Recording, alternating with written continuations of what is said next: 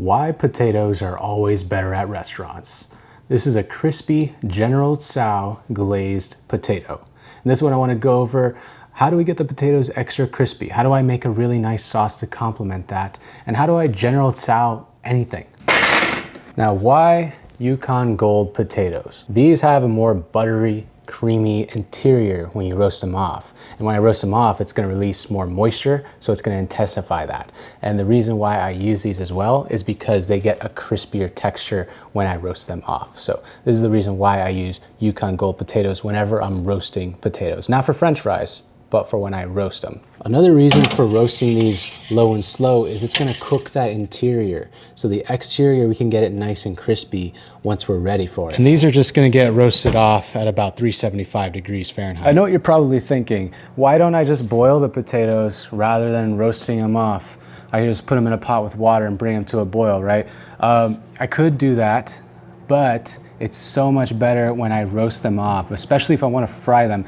If you roast them off, it concentrates the flavor of the potato. It also gets caramelization of the natural sugars in it and the starches. If I put it in boiling water, I'm not going to get any of that. Basically, I'm just going to cook the potato off. I mean, you could do that if you want. This is completely unrelated to the video, but rice is so much easier to rinse in a strainer, just so you know, especially when you're working with large batches of stuff. Like whenever I was at the restaurant, I was always taught to wash my rice in a strainer.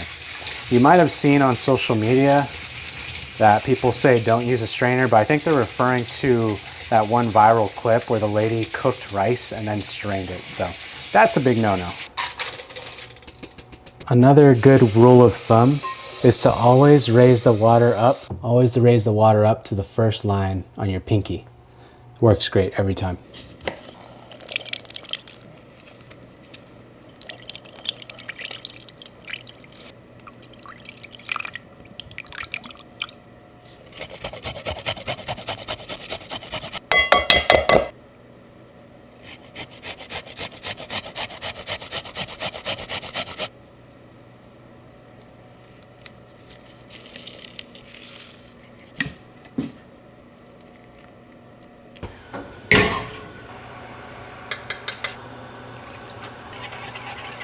So, General Tso sauce. This is one of my favorite sauces that I got from a chef I worked with.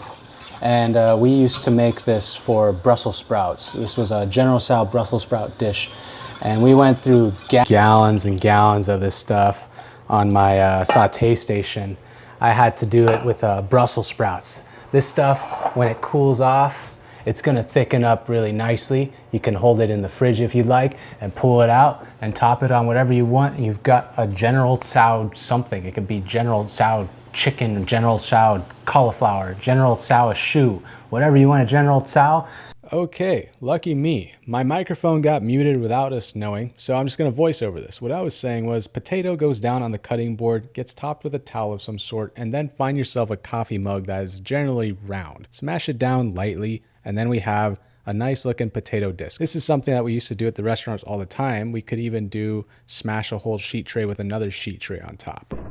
Now the reason for smashing them and cooling them off is because the inside's already fully cooked, but the outside we can get a nice crispy exterior. If we create more little ridges and crevices in that, we're gonna have more texture. It's all about texture to deliver the flavor.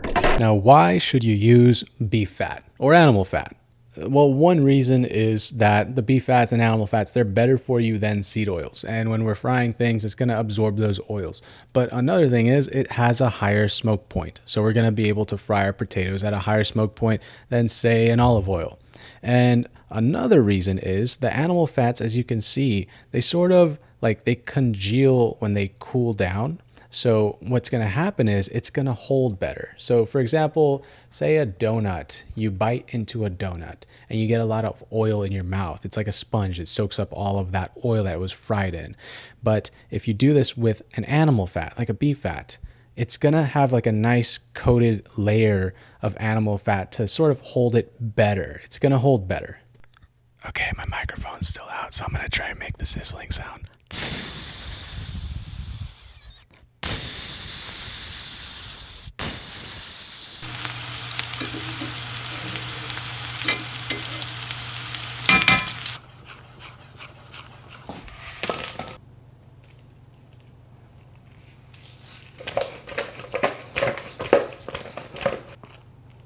I've never done this before, but General Tso potatoes sounds like a pretty solid combination. Crispy General Tso potatoes, and my sound is working, so that's good.